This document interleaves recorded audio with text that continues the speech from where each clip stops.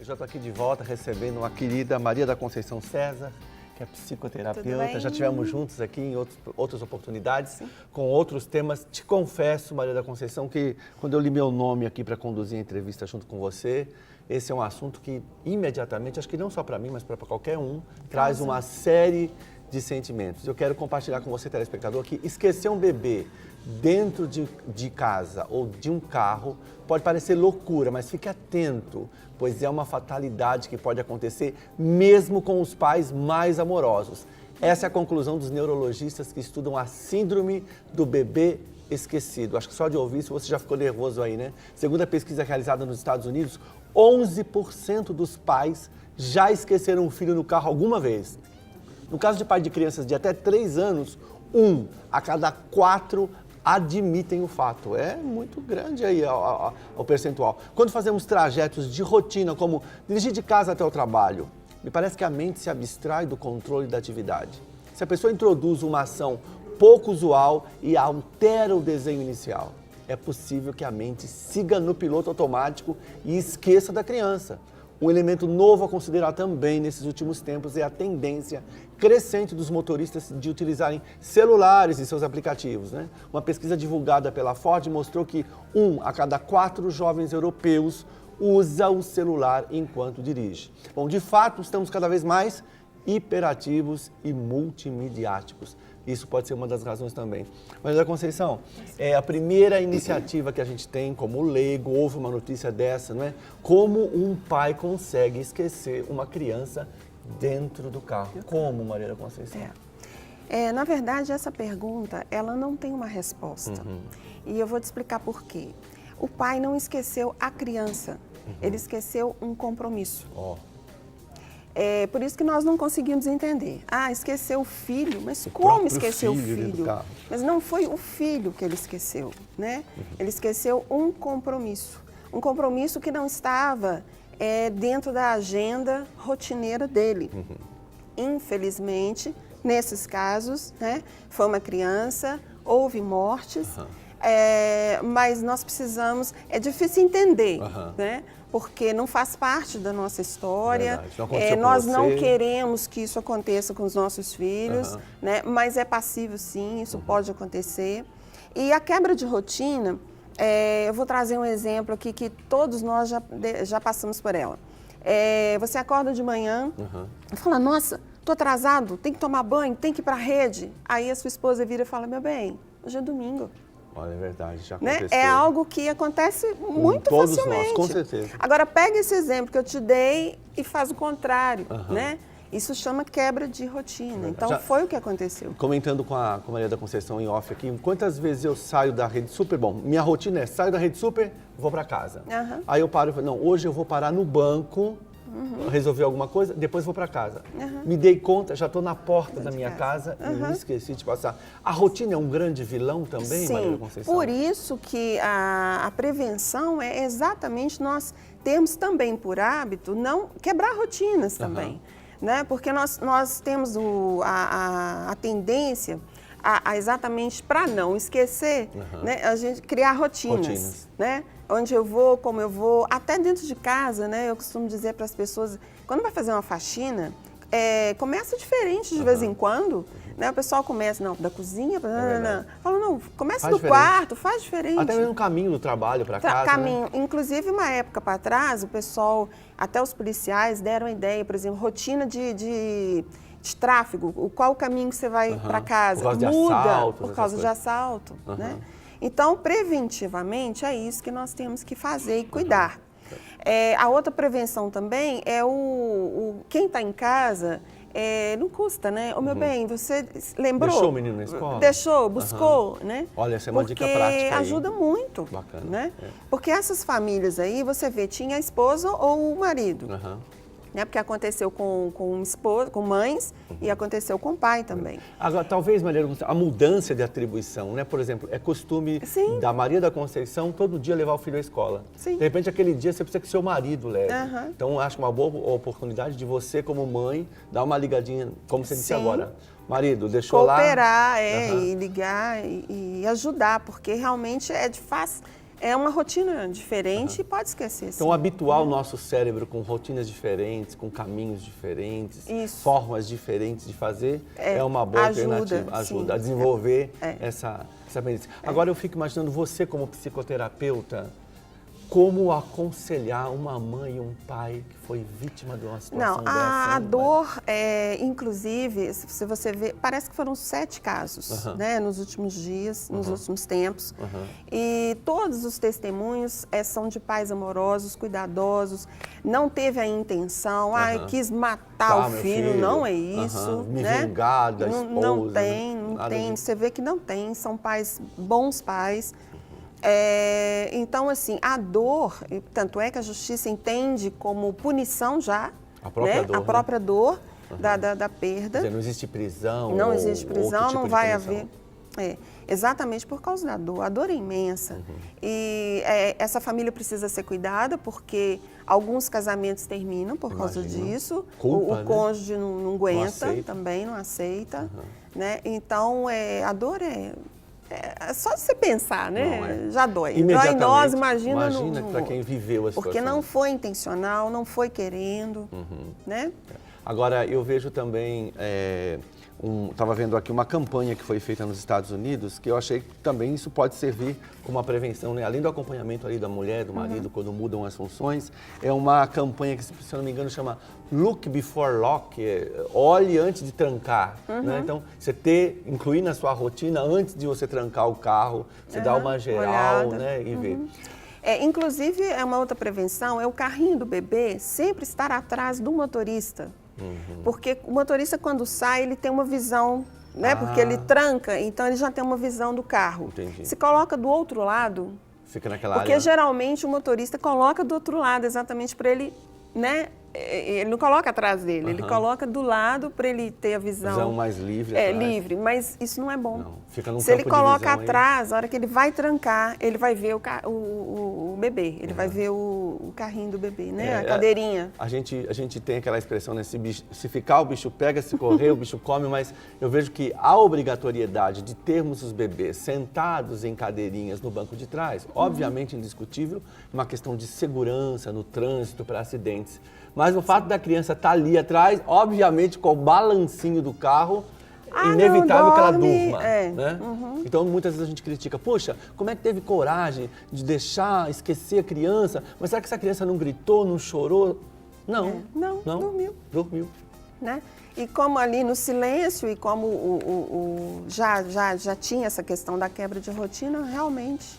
Né? Agora, é importante entender, não esqueceu o filho, né? Esqueceu o compromisso que fugiu da agenda. Porque a gente pensa na pessoa como ser humano e aí fica mais traumático. Porque claro que houve morte, por isso que fica mais pesado. Mas podia esquecer, como você falou, do banco, uma reunião de negócios, né? É verdade. Como eu te contei, eu esqueci uma vez, eu esqueci te perguntar. De buscar as minhas filhas na escola, porque mudou o horário de busca. Né? Saíam toda vez 17h30 e naquele dia tem uma reunião com os professores, mudaram, 15h30. 16 horas, eu lembrei que eu ainda pensei assim, o que é que eu tenho que fazer? Olha, aí que fugiu da sua rotina. Fugiu da rotina. Eu acho que a gente sempre, numa experiência tão traumática como essa, né, de esquecer um bebê, a gente fica tentando achar alternativas, dicas, e a gente tem até algumas coisas que passa a ser até, Maria da Conceição, um pouco utópico, né?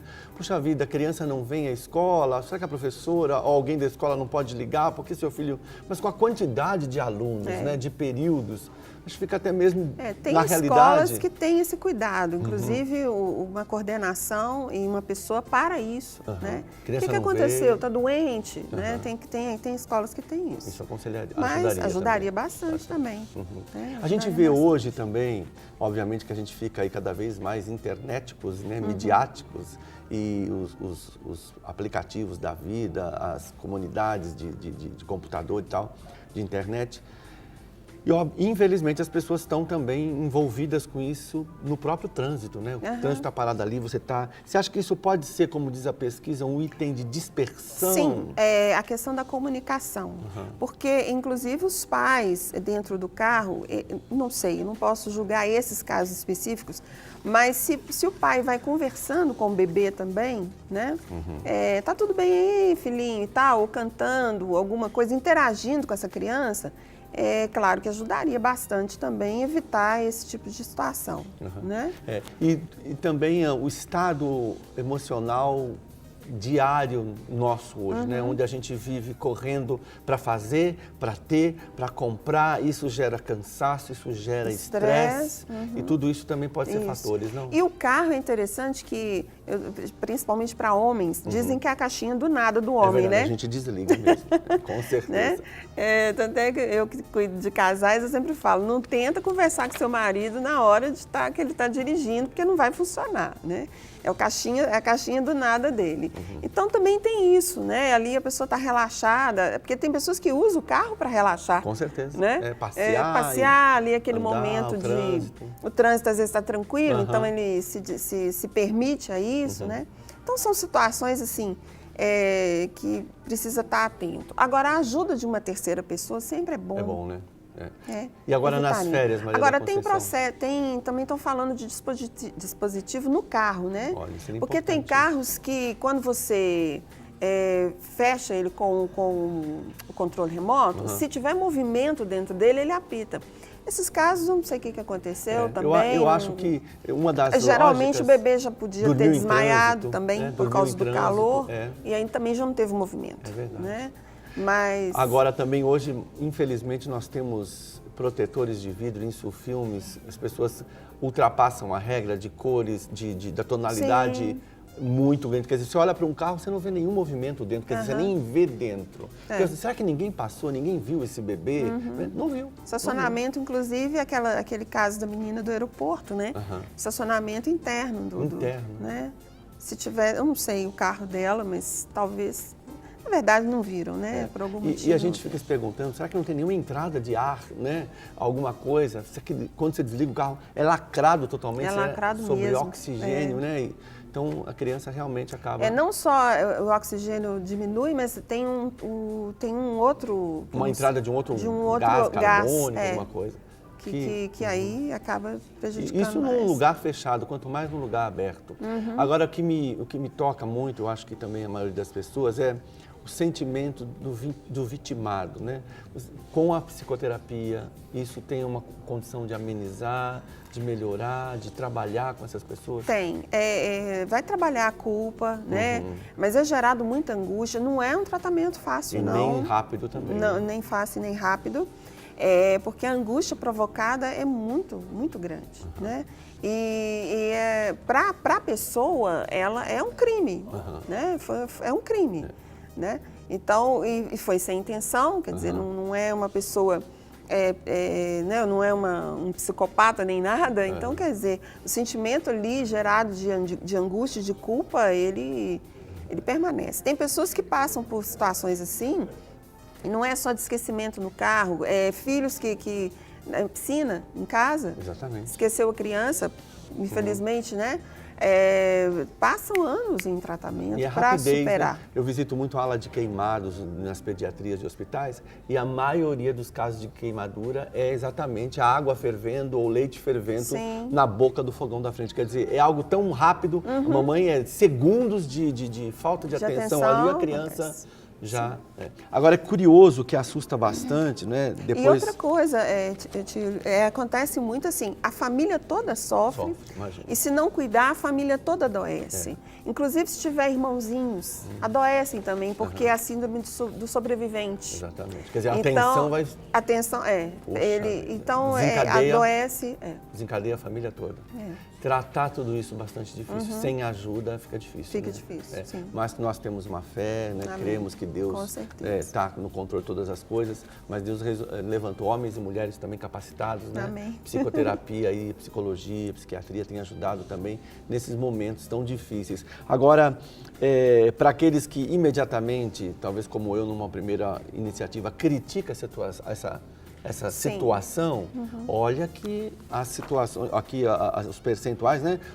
Uma pessoa em cada 4 admite que já esqueceu a criança no carro. Não é esqueceu alguma coisa, não, é esquecer a criança, o filho. Né? Então, quer dizer, é alguma coisa que a gente precisa se preocupar, criar alternativas para que a gente possa cercar, né? Não é uma rotina como nossa, o outro nos lembrar. Eu acho bacana essa coisa do dispositivo também, Sim, né? De alguma forma, sensor. Essa questão de esquecer o filho no carro, que já é uma outra... Por exemplo, tem pessoas que... eu vou no banco, mas fica aqui no carro. O carro não pode estar totalmente fechado também, não. Claro. Né? Mesmo uma criança não pode fazer isso, mas tem pais que fazem. Né? Eu vou só ali no banco e volto. Mas esse só ali no banco, quanto tempo vai ficar no banco? Né? Dentro do banco. Então, não sabe. Coisas que podem tirar sua atenção ali também. Então, na verdade, não se pode, né? Criança não pode se deixar em carro de forma nenhuma, né? Legal. E os animaizinhos também, viu? Os pets também. É isso que você está falando. É outro assunto, mas assim, já aconteceu de eu ter que procurar mas às vezes eu parei na padaria e o cachorrinho lá dentro do carro já começando a ter problema. E eu tive que entrar na padaria e falar, gente, quem é o dono do carro por causa do cachorrinho? Não ganha mídia porque não é uma criança, mas com quantos animaizinhos isso deve acontecer? Sim. Né? Não pode. Se for deixa pelo menos um pouquinho da janela. Nós tivemos aqui ontem a Mônica Hawk falando sobre o mundo corporativo, sobre empresa, empregos e tal.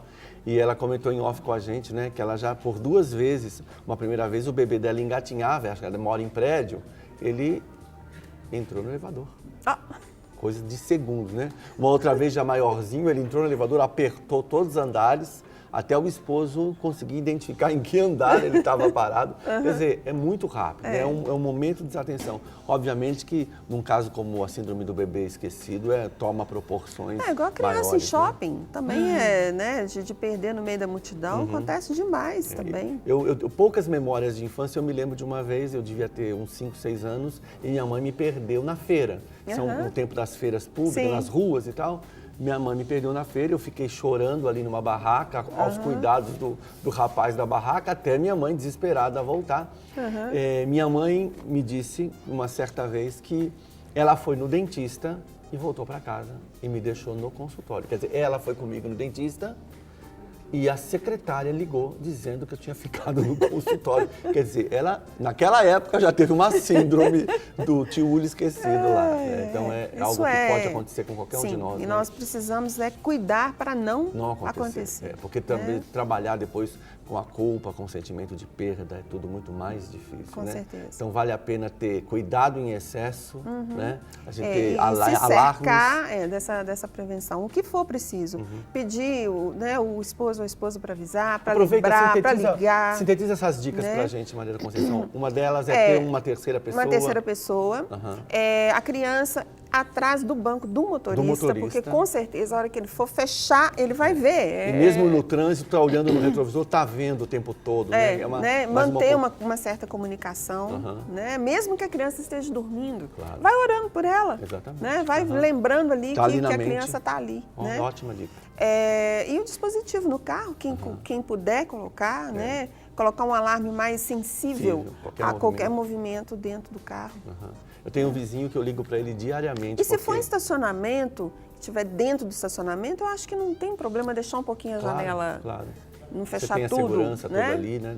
Na rua não, mas se estiver dentro do estacionamento. Eu tenho um vizinho que quase que diariamente eu ligo para ele porque o alarme da casa dele está desligado. Então deve ter algum sensor na garagem. Entrou um gato, um vento mais forte, quisera um alarme desse de movimento tão sensível, né? E importante também, né? Relacionamento com a escolinha sempre da criança também. Com certeza. Ser mais uma parte ali de estar... Ajudaria também, né? Seria mais um apoio para a família. Tem escolas que fazem isso. Bacana. Né? Mas alguma dica que você queira dar assim, Maria? Acho que foi perfeito. Não, e cuidar, e assim, as pessoas passarem a entender isso melhor. Porque a maioria que a gente ouve é muito julgamento, muita acusação. Né? Se olhar um pouquinho, né? É a empatia, né? Claro.